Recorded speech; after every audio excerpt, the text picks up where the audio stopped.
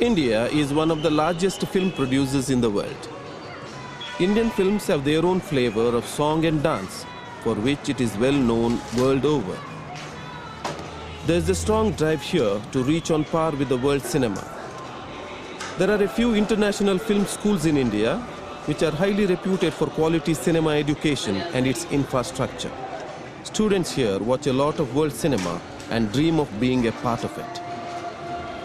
But with the reality of Indian cinema industry, mostly these dreams are left unfulfilled or shattered too easily.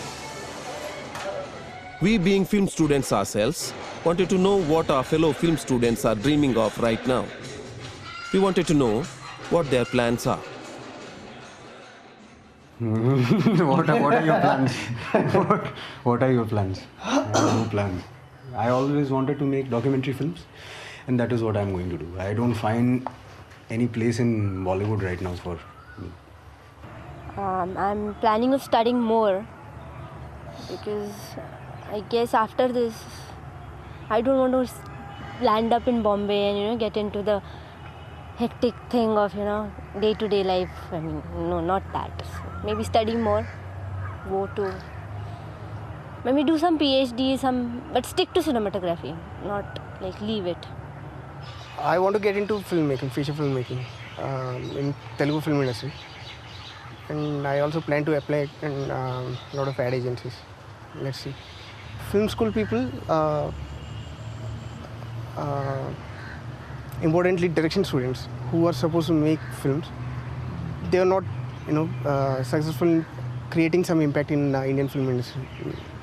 People from other departments like camera, editing, and sound recording and stuff, they managed to do something for their own, but since being technical, they managed to achieve something, but it stops there itself. It has to be the direction student for, that's what I feel. I, of course, wanted to make films, and I was one of those guys who really never believed in editing that way. Still, I decided for editing because I thought, let's see, editing will help me to do some market work, some work in the industry, and that way it will help me to survive.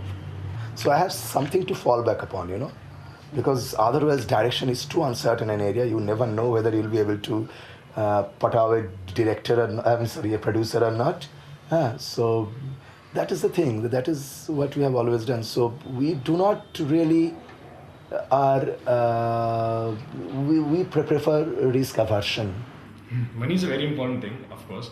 I mean, people who say that money is not so important, that's very utopian, but as a matter of fact, you need money. You can't run away from that fact. You need money to live, to support your family, to earn your bread and butter. And whatever you do, I think money is very important. But again, especially it comes true for the entertainment industry. How commercial should we make it and how artistic should we make it? So I think the clash between commercial and artistic is a very interesting thing which happens in the media.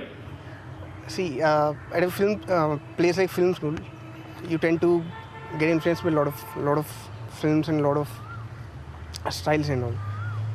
So you get to see a lot of world cinema and all. Here, the freedom is limitless. You can do anything you want. You can, do in the sense you can shoot whatever. And this, you won't hear this word called no, which most of the youth never wants to hear.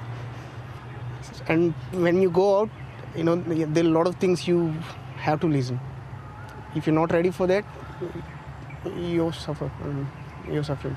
What is being fed to the students is like how to get more practical here in the film school. Like if someone, a student is making something alternative, like for instance, a professor who is very hell-bent on branding himself as an artist, even he can come down and pull you down to the level that these are not the films that you're going to survive with. Look at the kind of films that are going on in Bollywood. Where is your basic film craft? Where is the 3-act structure? Where is the match cut? So all these kind of things are fed into you. There is one kind of a peer pressure group going. So you end up performing for that because as filmmakers, face it or you are performers. So when you say that I'm going to make a Bollywood film, you are catering to an audience. When you are going to make film school projects, you are going to cater to your audience here. So you end up making one kind of projects which end up as is a very film school project.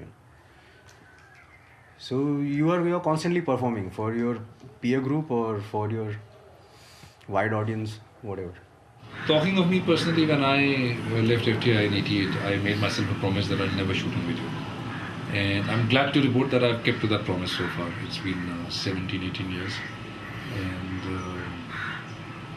there were times when I was not tempted, but I could have fallen. Because I didn't earn for 7, 8 years. I just didn't earn anything. And this is before my acting career started, so there was really no work, no money. But I don't know if it was the romance of celluloid or what, but I thought I just want to work on celluloid as of now. I don't know, after 10 years, maybe the technology will change enough to warrant that change in me. Maybe there will be a film which can be done better on a digital medium. But if it can't, then I'll stick to celluloid. Because I think, if nothing else, shooting a film brings in a rigor, that is completely absent in this medium. There is no rigor.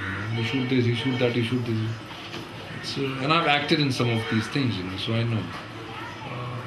We just shoot, and you think, okay, we'll make something out of this in the editing. Film is not that kind of medium. When you're making a film, you start thinking of a shot. And I'm interested in that. I'm interested in how the camera and the actor and the cameraman and I are dealing with each other. The sheer economics of filmmaking which is changing, which is very there. Like, people have a computer and they have, the same old story that you have a DV cam and you can make films. You have access of production, you have access of the things with which you can produce, but do you have access over distribution? And unless distribution happens, unless you kind of have, at least if not in monetary sense, at least if you don't have a feedback as to what you are working on, how else do you, how do you go ahead? Do you really keep on making films for yourself, which is not possible after a point. Here, digital has enabled you actually to go into a cottage industry almost scenario, and it has enabled you to do that. Basically, you can actually home produce a film, and a film which probably no one will make out to be a home produced film. So that is something which has given birth to new negotiations, but that cannot be an end in itself. That is precisely where from one should be even be very.